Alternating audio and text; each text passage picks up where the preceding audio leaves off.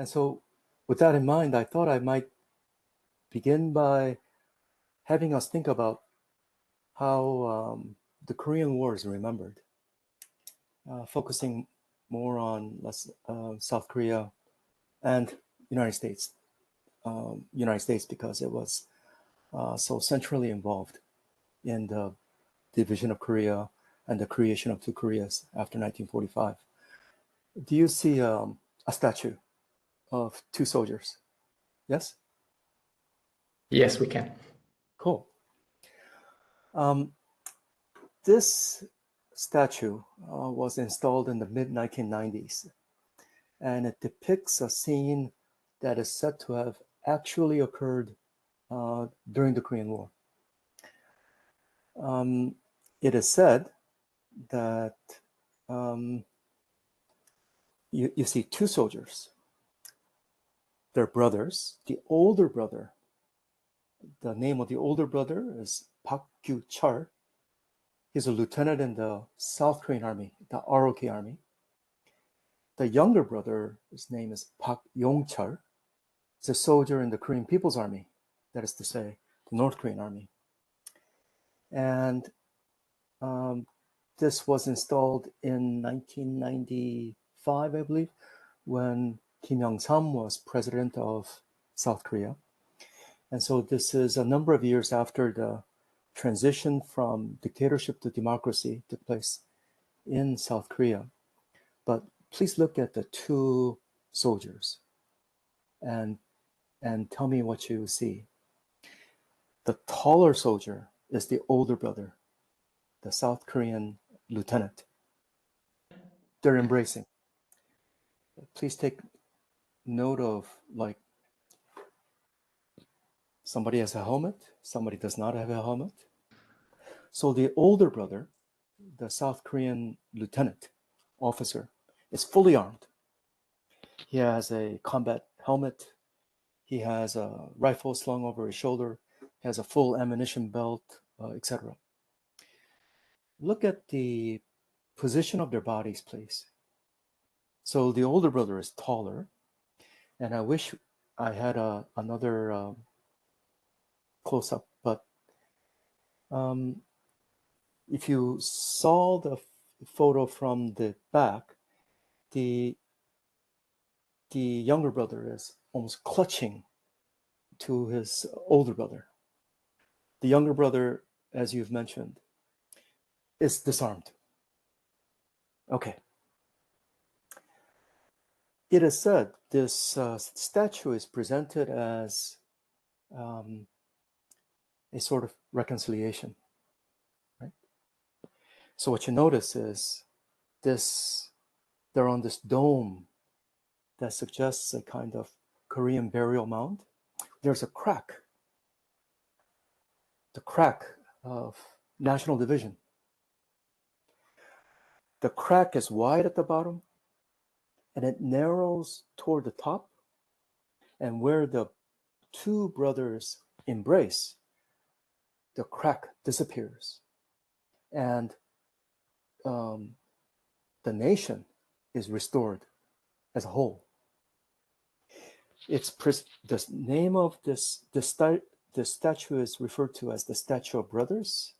Is presented as reconciliation after a horrendous fratricidal war. But if you look more closely, more critically, do you see any problems with this statue?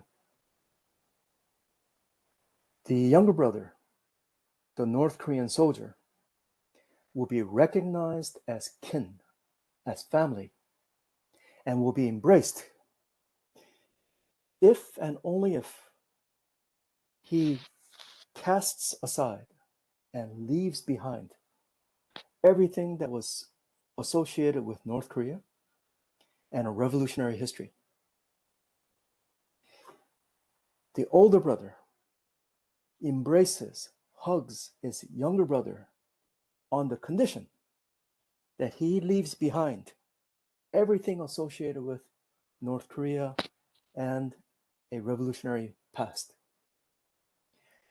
if and when the younger brother comes, disarmed, almost falling into his older brother's arms, then you have reconciliation and you have a resolution of this national division. So what is this statue? One thing to keep in mind, the Korean War is unended. The Korean War, the fighting stopped with an armistice, but there is no peace treaty. And so the Korean War is an unended and unending war.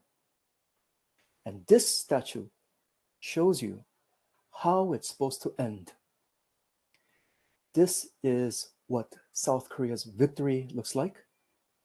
This is South Korea's fantasy. This is South Korea's desire. This unended Korean War must end this way.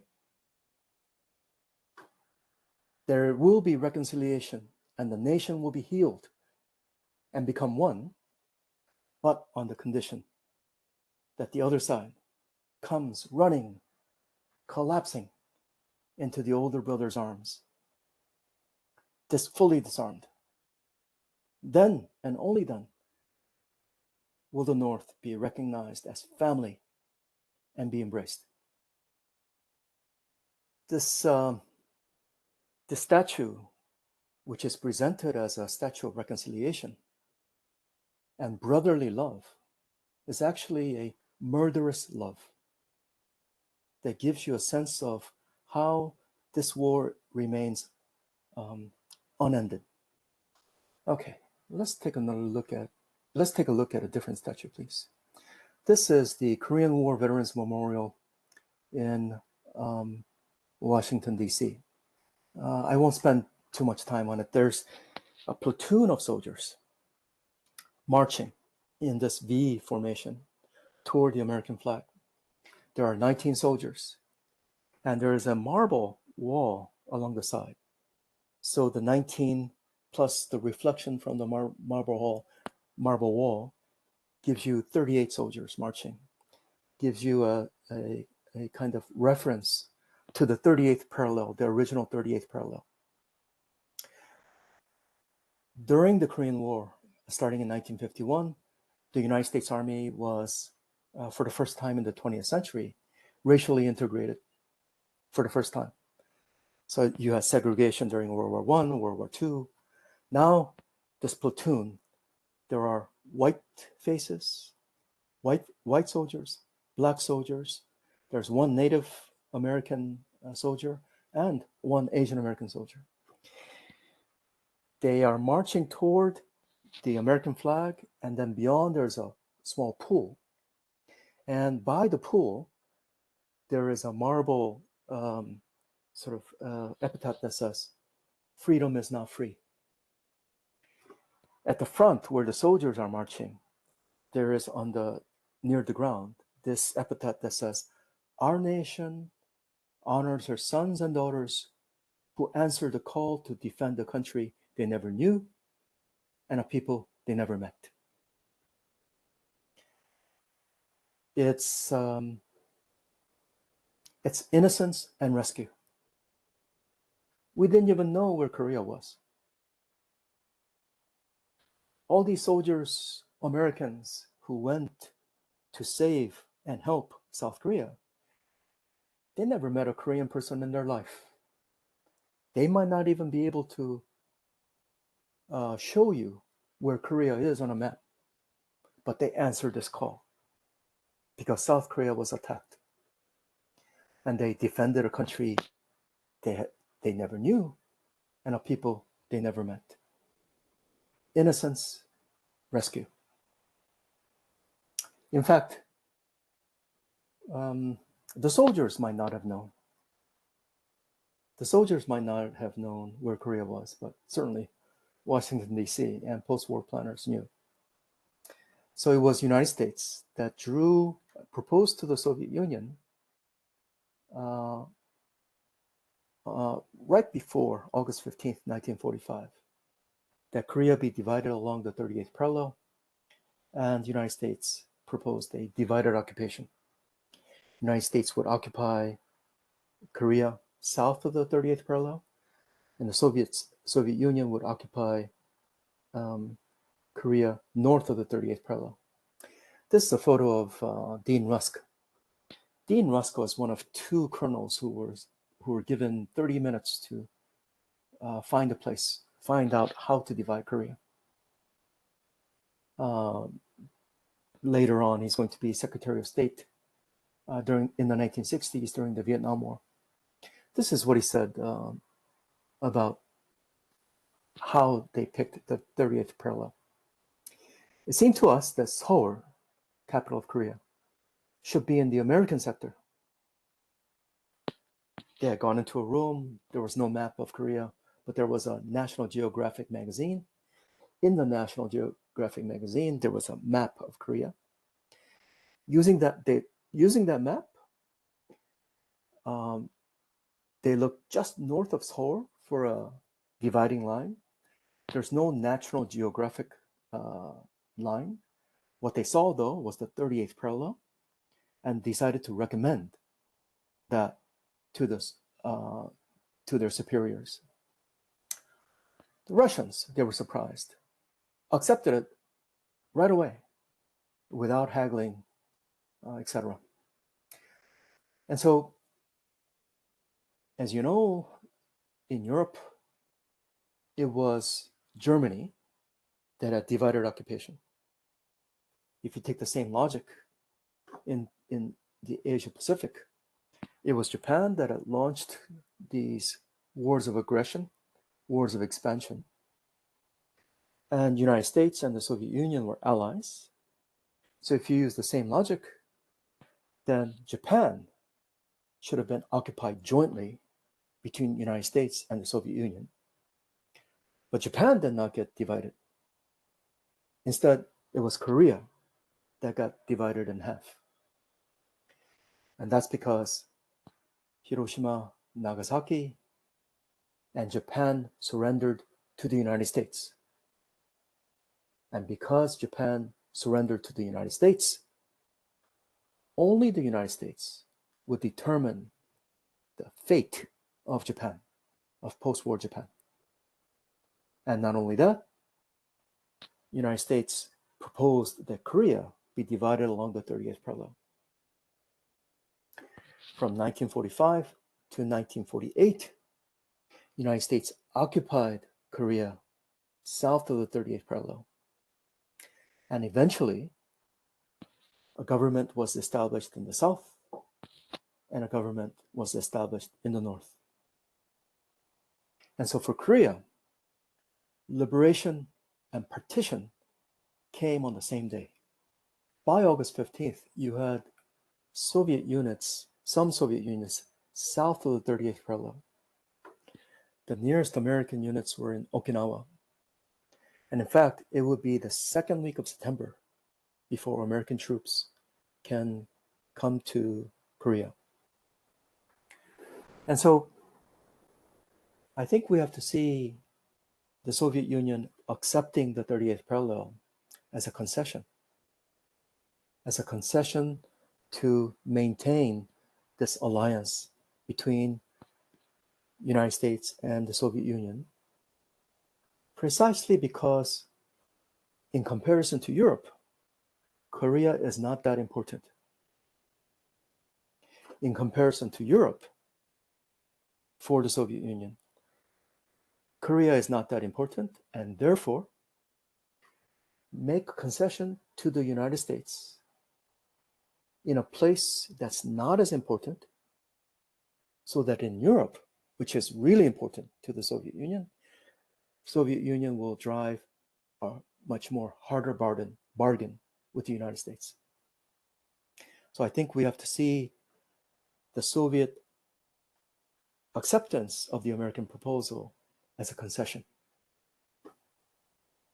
Let's take a look at Americans' first communication to the people of Korea, and maybe compare it, if we have time, compare it with the Soviet communication. Let's see. I wish I could show you the full message. Maybe I can just read it. To the people of Korea, the armed forces of the United States will soon arrive in Korea for the purpose of receiving the surrender of the Japanese forces, enforcing the terms of surrender, and ensuring the orderly administration and rehabilitation of the country. So, first sentence, we're coming. We're coming for 3 reasons: to receive the surrender of the Japanese, enforce the terms of surrender, and ensure orderly communication. Second sentence, these missions will be carried out with a firm hand, but with a hand that will be guided by a nation whose long heritage of democracy has fostered a kindly feeling for peoples less fortunate. We're coming, and this is who we are. We have a long heritage of democracy, and through this long heritage of democracy, we've had this kindly feelings toward people who are less fortunate. That is to say, people like the Koreans. Third sentence, how well and how rapidly these tasks are carried out will depend upon the Koreans themselves. Hasty and ill-advised acts on the part of its residents will only result in unnecessary loss of life, desolation of your beautiful country, and delay in its rehabilitation. Okay, so how well these things work out depends on you. And this sentence, which is a threat, is very interesting. It's all passive verbs. It does not say, we will kill you and we will bomb you. It just says, hasty and ill-advised acts on the part of its residents will result in unnecessary loss of life and desolation of your beautiful country. It is quite a threat. Then it goes on, present conditions may not be as you would like them. For the future of Korea, however, remain calm, etc., etc. Apply your energies to peaceful pursuits. Full compliance with these instructions will hasten the rehabilitation of Korea and speed the day when the Koreans may once again enjoy life under a more democratic rule. So this is not democracy. This is a military government that is being established by the United States in Korea, south of the 38th parallel. Military government technically is imposed on a hostile population. The United States Army military government takes on to itself all the sovereign powers previously held by the Japanese colonial state. So American officers are directly governing Southern Korea through the colonial apparatus which they left in place. Second message was from General Douglas MacArthur himself. Any person who violates the provisions of instruments of surrender or any proclamation, order, or directive given under the authority of Commander-in-Chief, United States Armed Forces, Pacific, or does any act to the prejudice of good order or the life, safety, or security of the persons or property of the United States or allies, or does any act calculated to disturb public peace and order or prevent the administration of justice, or willfully does any act hostile to the allied forces, shall, upon conviction by a military occupation court, suffer death or such other punishment as the court may determine. So that's the second message. Because the United States Army military government takes on to itself all the sovereign power previously held by the Japanese colonial state, it has the legal right to kill. And so any act on the part of Koreans hostile to the occupation forces can be, upon conviction, be punished by death.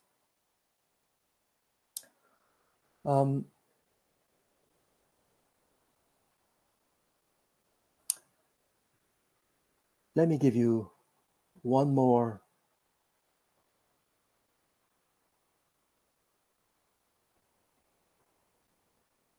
sort of sense. Okay. So from 1945 to 1948, a military government, a United States Army military government, directly governed Southern Korea. The problem with, and during those 3 years, for example, in 1946, the military government took polls, etc. And by the way, those polls were taken by missionaries because they speak Korean, they know the country, etc. And I'm pretty sure that this particular poll that you see on the PPT here, taken in 1946, was actually done by Horace Underwood. Yonsei University was established by the Underwood, American missionary. And Horace H. Underwood was the son of that original founder. And so this public opinion poll by the United States Army military government in 1946 determined that this is a poll taken in the American sector. They polled 8,000 people. 70% of people in the American zone, Koreans, supported socialism. 10% supported communism. 13% supported capitalism. Following year, 1947, Korean Journalists Association Public Opinion Survey. This is an anti-communist association. They polled 2,495 people in the American zone. 70% supported the People's Republic, a name that was widely used by the leftists. And so people's committees had emerged throughout Korea upon liberation. And they had very hastily sent representatives to Seoul, and then they proclaimed the government just before the Americans landed in the second week of September, and calling themselves the Korean People's Republic. This is different from North Korea that comes to be established later. The Korean People's Republic was led by the left, but it was to be a left-right coalition government. 1947, in the American zone, 70% of people in the American zone wanted the name of Korea to be the Korean People's Republic. And in the same poll, they preferred the people's committees that had sprung up in comparison to the existing administration created by the United States military government. And in fact, by 1947, we see a secret cable by General Hodge, who was the commander of US forces in Korea at the time, a secret cable to MacArthur, saying that the United States Army military government was more hated than the Japanese colonial government had ever been, and that we should cut our losses and get out. What this tells you is that, as in many places, by far the left had popular support. The political terrain in post-liberation Korea, as in many other decolonizing areas in East Asia, Southeast Asia, later Africa and other places, the political terrain is defined in terms of colonialism and anti-colonialism. And the anti-colonial forces were in most of these places led by the left. And what you're seeing here is both a revolutionary situation and a revolutionary scene. If we compare Korea in the South under the Americans and Korea in the North under the Soviets have an easier time because they let the revolution just continue.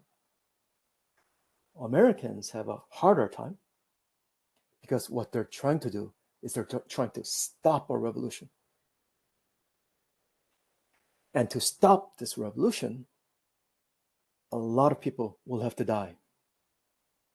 And so, in fact, before the Korean War in 1950, in the American zone, in the South, at least 100,000 people will die in the revolutionary, counter-revolutionary struggles. And the place that you will visit, Yŏsu-Sunch'ån, is one of the key places where that kind of revolutionary, counter-revolutionary struggle took place. Tens of thousands of people would have died there. All right. It might be a good idea now to sort of step back and think about sort of about 7 different ways that the Korean War is understood, interpreted, and narrated. And so I'll go through these 6, and they're sort of historical. Like, for example, you see the first official narratives. So these would be official narratives from the 1950s, 1960s, and for South Korea, it's still the official narrative. So, official narrative. In South Korea, when you come to South Korea, you will probably most often hear reference to the Korean War as yugio. That is to say, 625, June 25 War, yugio 전쟁.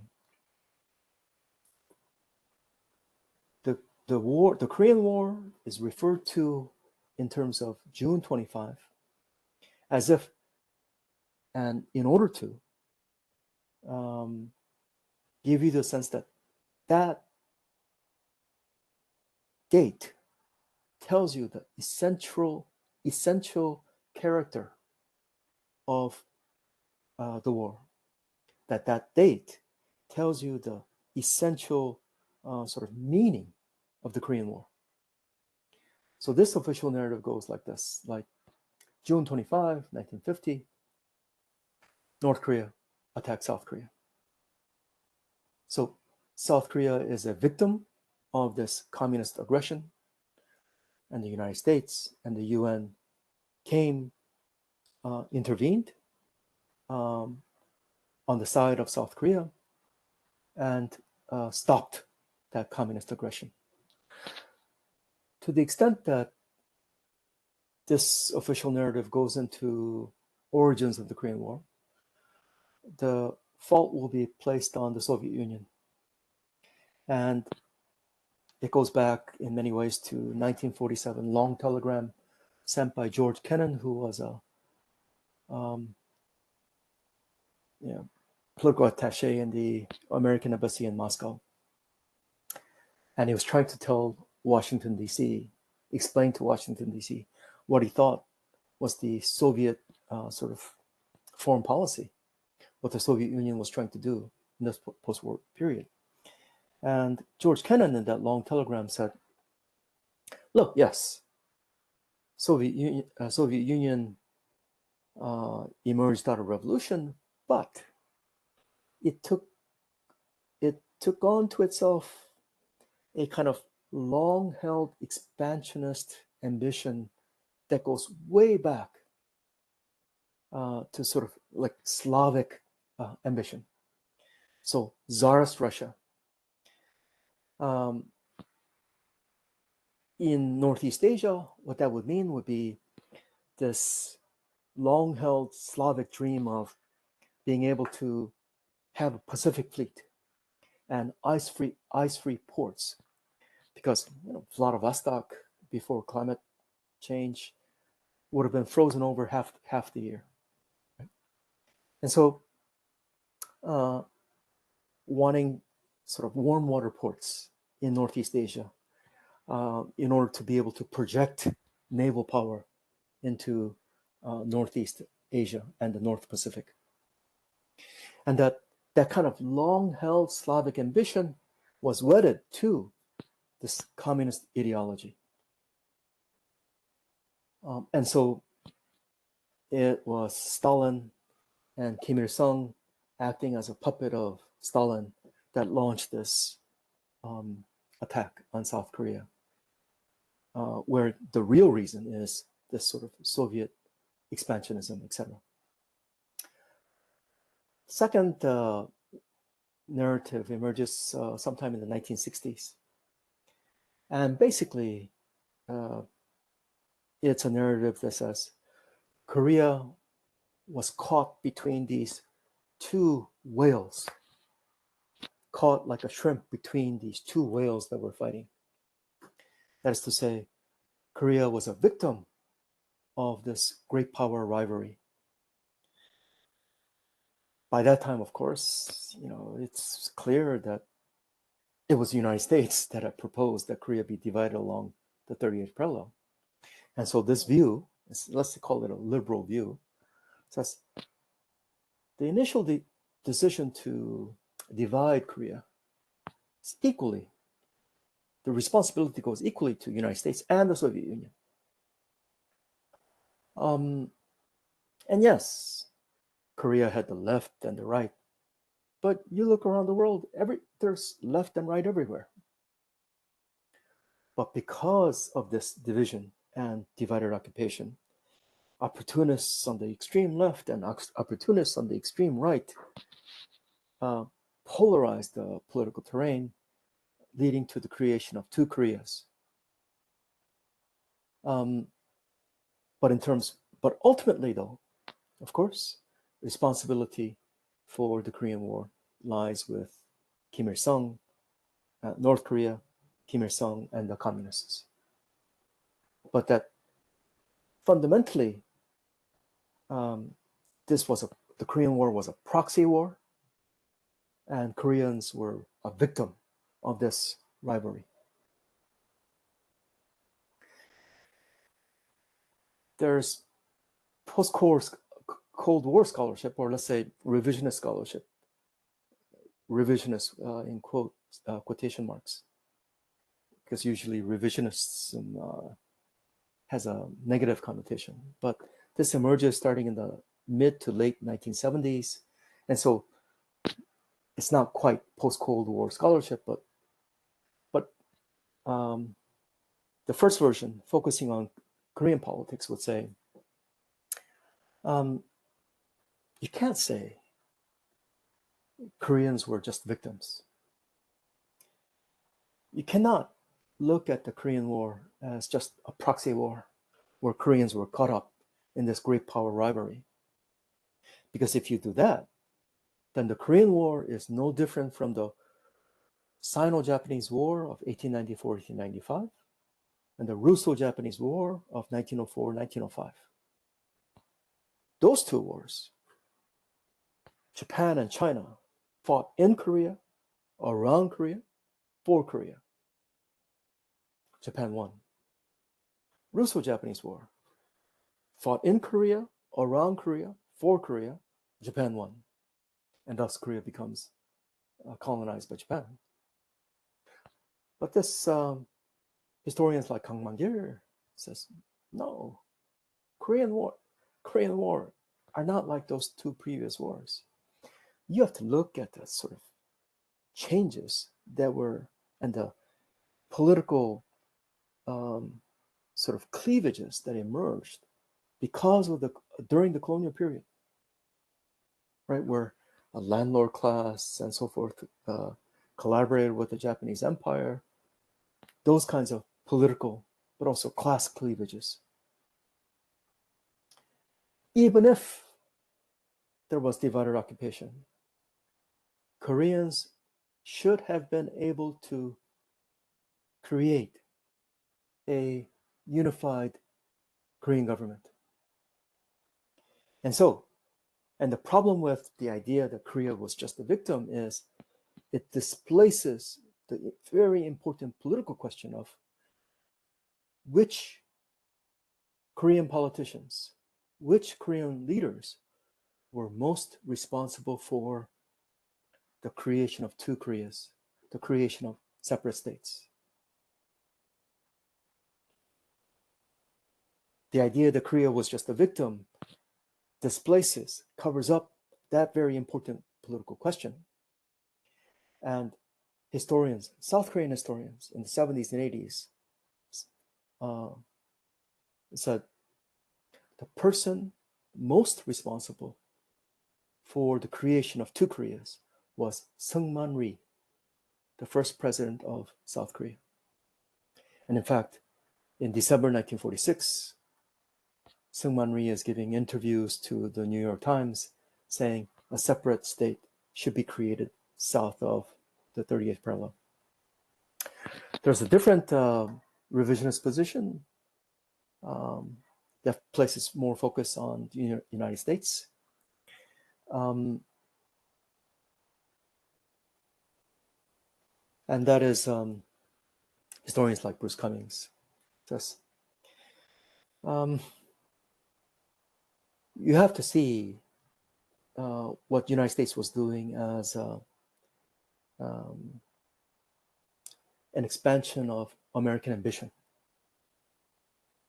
Now, there's a difference here between what Bruce Cummings is saying and the North Korean position. But let me just get to North Korea's position. North Korea's position is just a mirror image of the South Korean official Orthodox narrative. Just, America was a colonial empire. United States had expanded all across North America, fighting a series of wars, Mexican-American War, grabbing Texas, California, etc. It did not stop at California. It expanded all the way across the Pacific, colonizing the Philippines after the Spanish-American Wars, annexing Hawaii later, etc.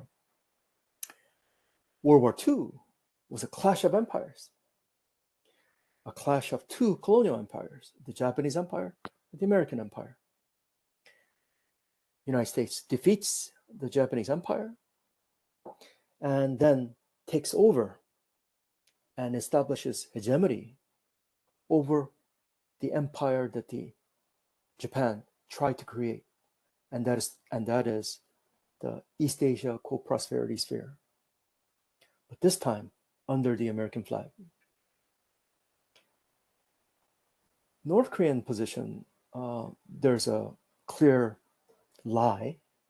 It says United States or South Korea started the Korean War in 1950. Actually, North Korea invaded South Korea.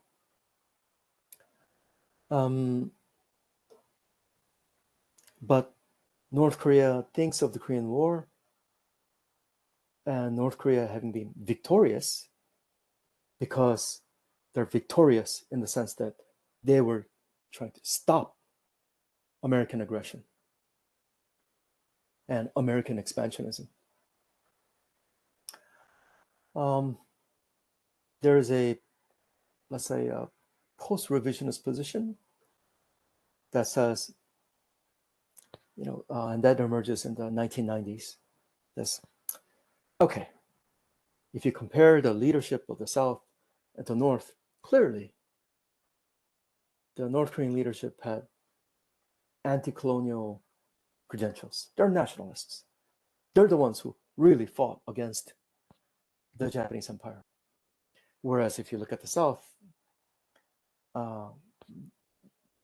very weak nationalist credentials, especially in terms of the South Korean army, because basically the South Korean army, which was organized by the United States under the United States Army military government, basically staffed by Koreans who were officers in the Japanese Imperial Army.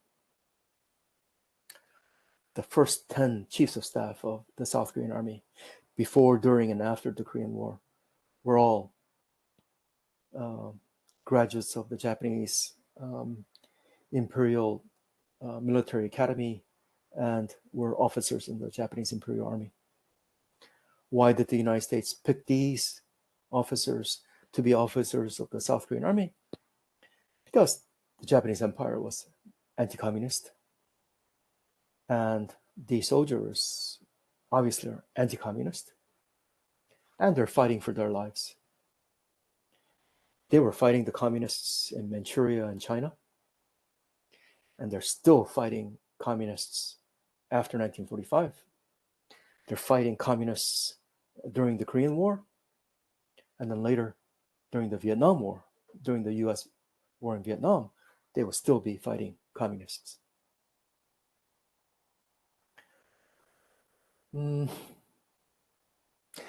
But this post-revisionist view goes almost back to the official view.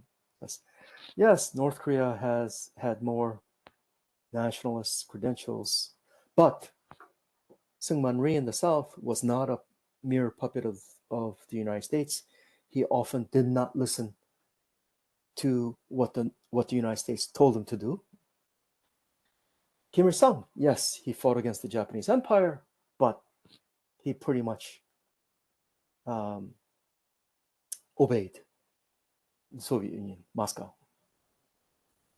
Yes, North Korea pushed through a revolutionary program in terms of labor reform, gender equality, and land reform. But in terms of land reform, yes, in the South, it only started with during the Korean War, but eventually it was a better kind of land reform. And then ultimately, look at North Korea and South Korea today. South Korea is prosperous and a democracy. North Korea is poor and it's not a democracy. Well, that kind of idea. Most recent scholarship on the Korean War tends to be less state-centric.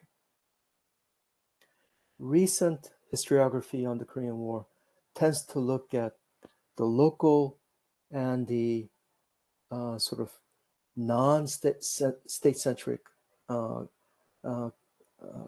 of issues, looking at how state power and state violence entered the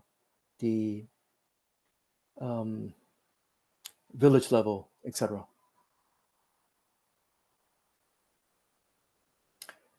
So when you go to Yŏsu-Sunch'ŏn, you'll see some of this, but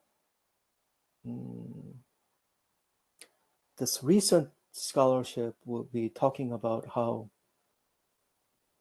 a couple of things. If you just think about numbers, roughly 3.5 million people die in the Korean War. So in terms of percentage, more Koreans die in the Korean War than Japanese died, for example, during all of World War II. It's something like 13% or so, or 14% of the entire population at the time. Of that number, the majority were civilians. What does that tell you? It tells us that civilian deaths were not just collateral damage. It tells us that civilians were targeted. Civilians were targeted by state power. There were massacres. There were preventative massacres. So for one example, Korean War breaks out. In the first 2 weeks, South Korean police and the army kill at least 100,000 people who were in the so-called 보도연맹. These kinds of organizations. This was an organization established by the South Korean state. It harkens back to the late colonial period when the Japanese Empire were trying to convert Marxists into loyal imperial subjects. On the outside, it's meant to provide protection for leftists who convert. But conversion has to be public, right? You have to come out and denounce communism, march in parades. Your denunciation letters would be published in the newspapers, that kind of thing. Preventative massacre means although these former leftists and others who were not leftists but who joined because they were given small stipends of rice every month. This was an organization that had been established by the South Korean state. But when the war breaks out, the South Korean state does not trust these members of the Poduyonmen. And so systematically they're rounded up, placed on trucks, taken up into the mountains. They would be made to dig trenches. And then you would have rows where you kneel before the trench, you get shot in the back of the head, then they would be pushed into the trench. The next line comes up, kneel in front of the trench. So in the first 2 weeks, we're talking about at least 100,000 people being killed by the South Korean police and South Korean army. And by the way, if we think about civilian deaths in Korea, in Southern Korea, during the Korean War, the vast majority were killed not by communists, but by the South Korean police and the South Korean military. So preventative massacres, revenge killings. There was an ambush or something. South Korean soldiers were killed. Then units would come in. There would be villages in the area. Assumption that people in those villages were helping out those leftists, and kill all, burn all kind of campaigns. This is a horrendous, horrendous war. If you think about how the war itself, the conventional war, moved back and forth, a village might be controlled by the Korean People's Army one day. Next week, it might be controlled by the ROK army, going back and forth. When the KPA first comes into Seoul, comes south of the 30th parallel, about 15% of the population of Seoul left. Majority of them were those who had come south from the north. But others, officials, police, etc., they left with their families. When the KPA is pushed back and the UN army retakes ROK and the UN army retakes Seoul, the vast majority of the population of Seoul, the capital, has stayed. Now the question is, why did you stay? When the KPA was here, did you say, Kim Il-sung manse, long live Kim Il-sung? Did you sing revolutionary songs? Did you put the North Korean flag over your door? Etc., etc. So this is why I say civilians were not collateral damage. Civilians were targeted. And in this situation where you can't trust anybody, you can't trust either government, you can't trust the neighbor either. Because, whether or not you hung a North Korean flag or a South Korean flag on your door, it might be your neighbor who will say, yes, that person, my neighbor, said Kim Il-sung manse or something. Destruction of neighborly trust. Just pulverization of society, so that the only people you can trust, hopefully, is maybe your family. Okay. Commemoration. Obviously, it's very important. How you commemorate this war has huge sort of political implications. I think my sense would be that future commemorations, monuments, memorials, etc., I hope will be sort of not so state-centric. To be able to think about the Korean War not from the point of view of the North Korean state or the South Korean state.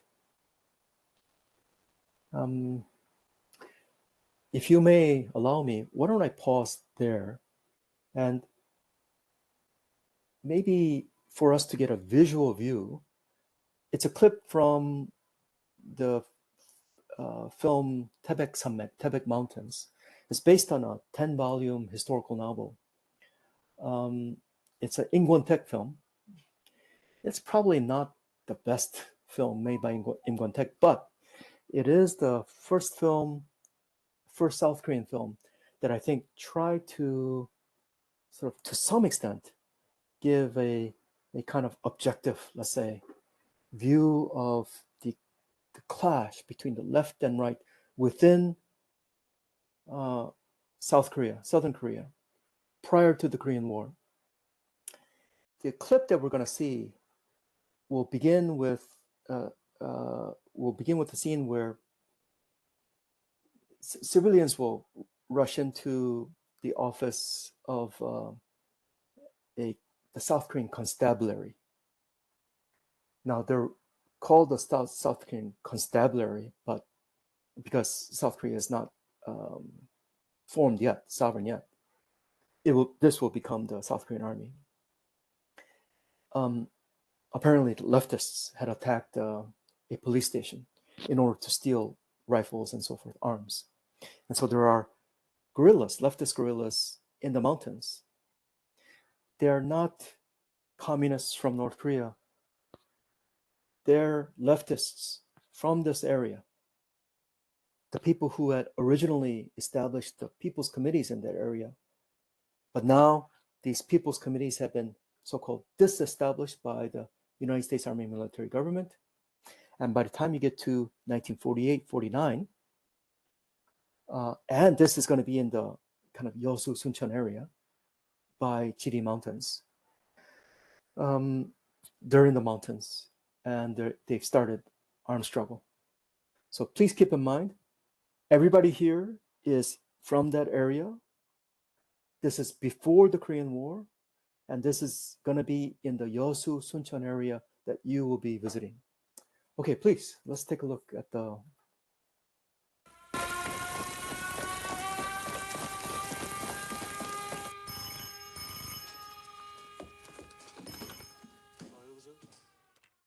I think in this scene, the director, Im Kwon-taek, kind of takes a maybe slightly easier way out. In this village, you might notice there are a little bit of like sort of class differences, but still, it's a community, it's a village. There might be small differences, but it's a kind of Gemeinschaft kind of community. And so the political forces come from the outside. First, there's the leftists, who's from the area, and then the South Korean army. And so in the daytime, the South Korean army is in control. At night, it's the leftists who are in control. And this village just gets pulled apart. Right? In a sense, these two opposing forces, they're trying to establish different states. State as in terms of like government. So this is state formation, a civil war. And so it's an easier way out, I think, in the sense that you don't see the civil war coming from within the village. The civil war is sort of caught up. The village is caught up in a civil war from outside. But it is a civil war. Fundamentally, The Korean War is a war where Koreans are fighting Koreans. And then it's a war that gets internationalized. And because it's fundamentally a civil war, it becomes a really vicious, horrendous war. Now, anti-communism is well established in South Korea.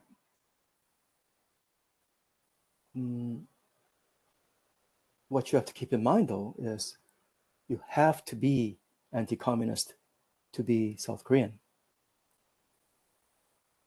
And sometimes, for certain families, anti-communism is a strategy of survival. If you had a family member who has been a leftist, then you have to have another family member who joins, for example, an anti-communist organization to protect this family. There are massacres, for example, let's say in Gochang. The soldiers, this is in the January, February of 1951. The soldiers who are doing these massacres were from Cheju. What that means is in 1948, and there's a connection between Yåsu-Sunch'ån and Cheju, because there was an uprising in Cheju Island, to try to stop this election that the UN was pushing through that would create a separate state just in the south. And you would create two Koreas. An uprising that was trying to stop those elections. The left was boycotting those elections. Conservative nationalists like Kim Gyu-shik, are also boycotting those elections. And there's an uprising. The constabulary battalion was based in Yŏsu and Sunch'ån, were ordered to go to Cheju to suppress the rebellion, and they refused. And instead, they went up into the mountains to join the partisans. But going back to Gochang, 1951, those soldiers were from Cheju. That is to say, they're South Korean soldiers, but their family background is suspicious because they're from Cheju, and Cheju is known as a leftist island. They have to prove they're anti-communist, and therefore they were even more vicious and even more anti-communist than others. And so anti-communism is well established, but as we saw in those polls taken right after liberation, that's very different from what Korea was right after liberation from Japanese colonial rule in 1945. Because back then, and until the Korean War, it's not nice to be an anti-communist. The leftists, the left had immense support and respect during and then after the Korean War. Of course, you have to be anti-communist. Inclusion into South Korea as a citizen means you have to be anti-communist, or to put it a different way, being South Korean means a fundamental exclusion, initial exclusion. You cannot be communist and South Korean. Right?